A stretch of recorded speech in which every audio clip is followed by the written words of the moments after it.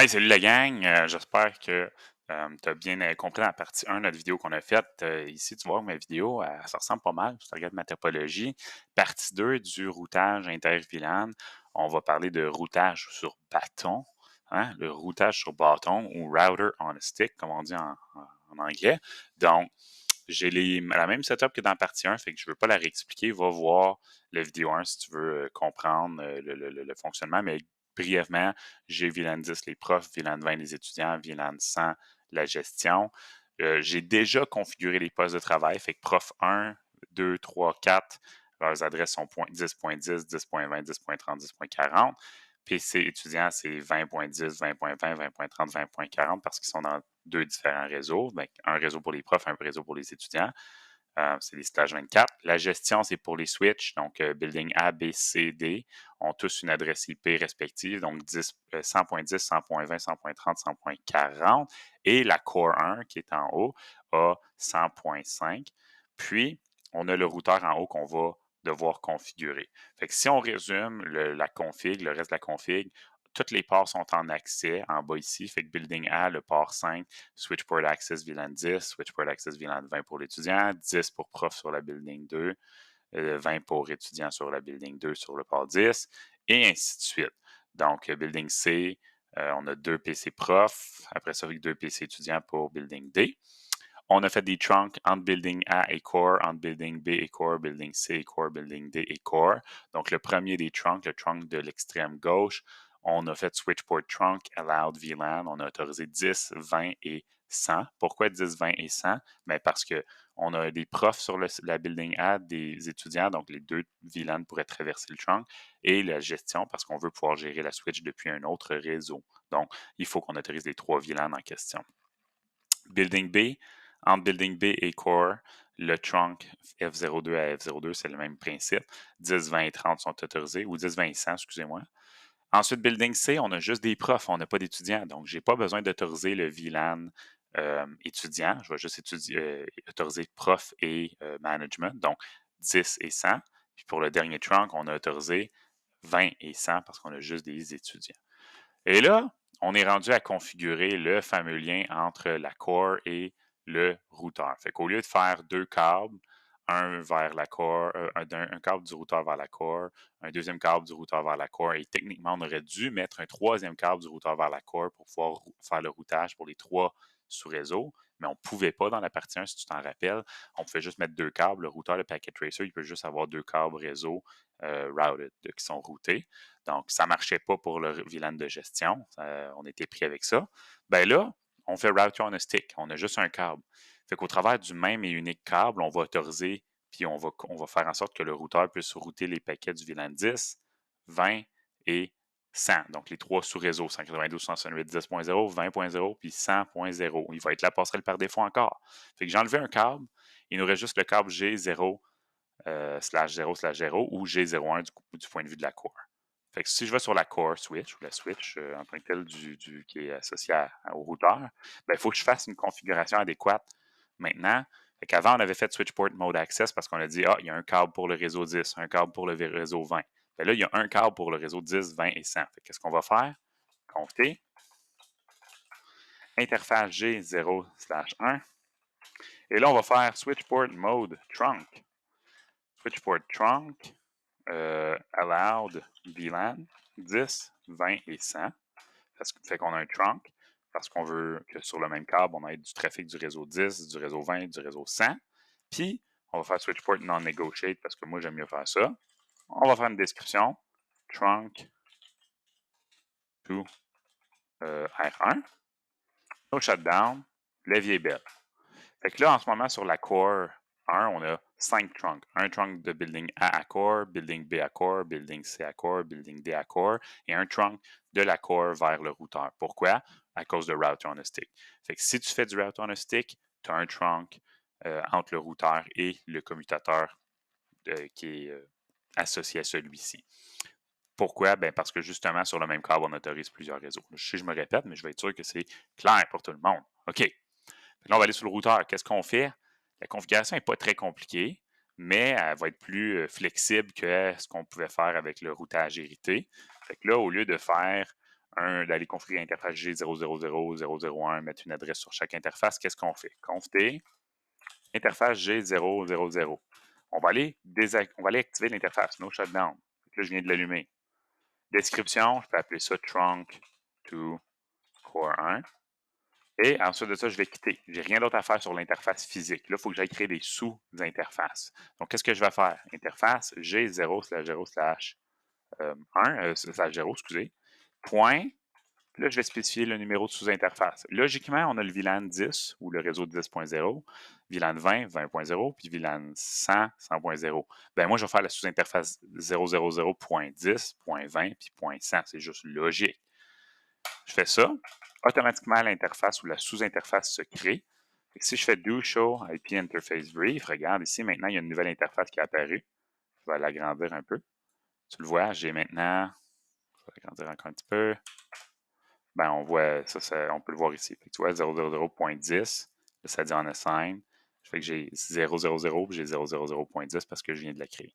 Fait que là, on va aller donner une adresse IP à ça. C'est pour le VLAN 10. Je ne peux pas mettre d'adresse IP en fait tout de suite. Avant, il faut que je fasse quoi?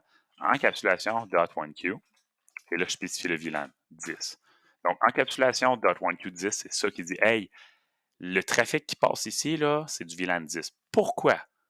Là, tu te dis, comme, c'est vraiment nécessaire de dire le VLAN au routeur? Le routeur, il s'en fout des VLAN. Oui, le routeur lui-même, il s'en fout. Je suis d'accord avec toi. Mais quand le routeur reçoit une trame de la core switch, puis elle peut être identifiée comme venant d'un PC prof, donc VLAN 10, VLAN 20 ou VLAN 100. Ben là, la core switch, je l'envoie sur le trunk entre le routeur et la core.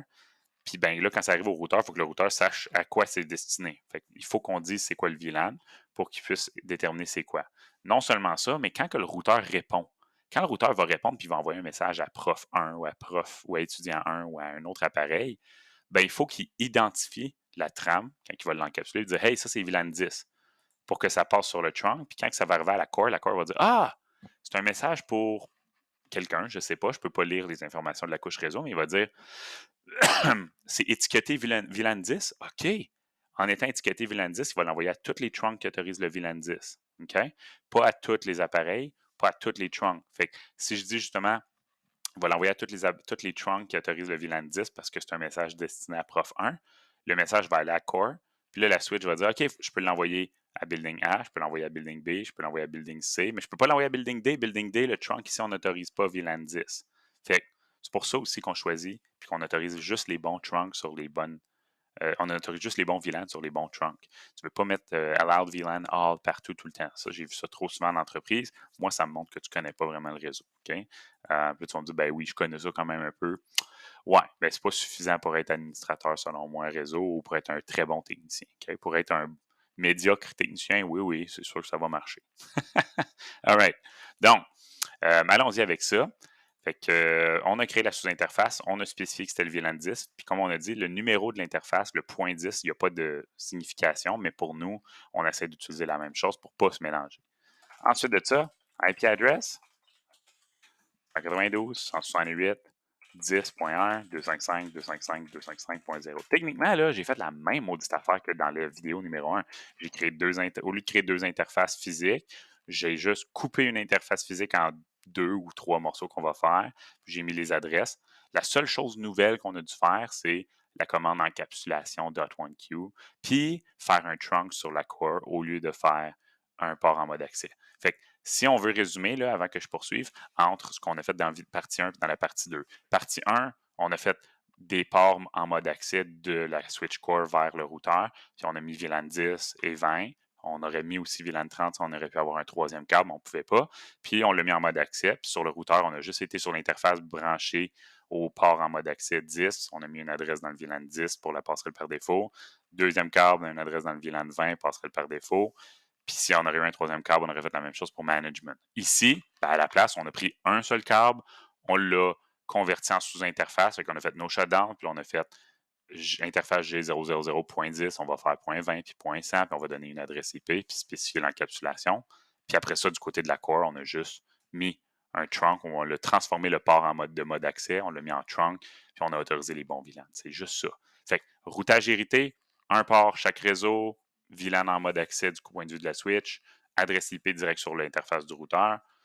Router on a stick, routage sur bâton, qu'est-ce qu'on fait? On fait un trunk entre la switch et le routeur. On autorise tous les VLAN qu'on veut. On fait no shutdown sur l'interface physique. On fait des sous-interfaces pour chaque VLAN. On fait encapsulation .1Q, le numéro du VLAN, l'adresse de la passerelle par défaut. Puis on fait ça pour chaque sous-interface. On a fini. Fait qu'on va aller finir ça. On vient de le faire déjà, là. Donc, je viens de donner l'adresse IP. Je peux mettre une description. Je peux appeler ça sub int VLAN 10. Hein? Fait que je suis en train de dire que c'est la sous-interface pour le VLAN 10. Je vais faire l'interface 20 maintenant. Donc, qu'est-ce que je vais faire? Bien, encapsulation .1Q20. Et je vais mettre une adresse IP, donc 20.1. Et je vais mettre une description, subinterface VLAN 20. Et ensuite de ça, on va faire l'interface pour le VLAN 100. Excusez. Donc, G000.100. Encapsulation .1Q 100. Description subinterface VLAN 100. Et ensuite de ça, on va faire IP address 92.168.100.1. Et tout ce qu'il nous reste à faire, c'est aller vérifier que tout ça, c'est beau. Je vais sauvegarder, right mem. Show IP route maintenant. Vérifions qu'est-ce qu'on a dans notre table de routage. Bien là, tu vois, j'ai 3 routes. C'est une route directement connectée 192.168.10.0/24 directly connected G000.10. Même chose, 20.0 via 000.20. Même chose, troisième, 100.0 via 000.100. Fait que techniquement, tout passe au travers de ce câble-là. J'ai mis comme un drapeau, on dirait, là, mais j'ai mis 3 couleurs. Tout le câble ici, G000, là, il laisse passer où il y a une interface pour le VLAN 10, le VLAN 20 puis le VLAN 100. Fait que les 3 VLAN passent au travers de ce câble-là.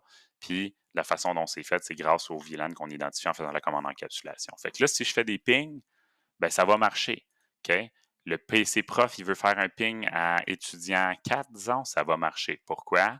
Ben, puis là, il y en a qui vont me dire, ouais, mais tu n'as pas autorisé le VLAN 10 sur le 4e trunk, ça ne change rien, regarde bien ça. Et ping 192, 168, 20.30.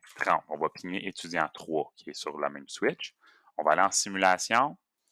On va aller enlever tous les filtres. On va juste autoriser ICMP et ARP. Allons voir qu'est-ce que ça donne.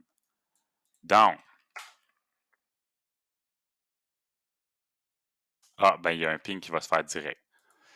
On va aller voir qu'est-ce qui se passe. Fait que le PC envoie son ping, ça s'en va du PC prof 1 vers la switch. Pourquoi? Parce que le port est en mode accès, ça s'en va à la switch. Là, la switch, elle connaît déjà, on a déjà fait les résolutions d'adresse, il n'y aura pas de diffusion, rien. Elle envoie ça au trunk. Pourquoi? À la core. Ben, parce que le trunk entre building A et core autorise le VLAN 10 et 20 et 30, donc il n'y a pas de problème. Là, ça ne va pas aller directement à la 4e switch. Pourquoi? Ben parce que justement, OK,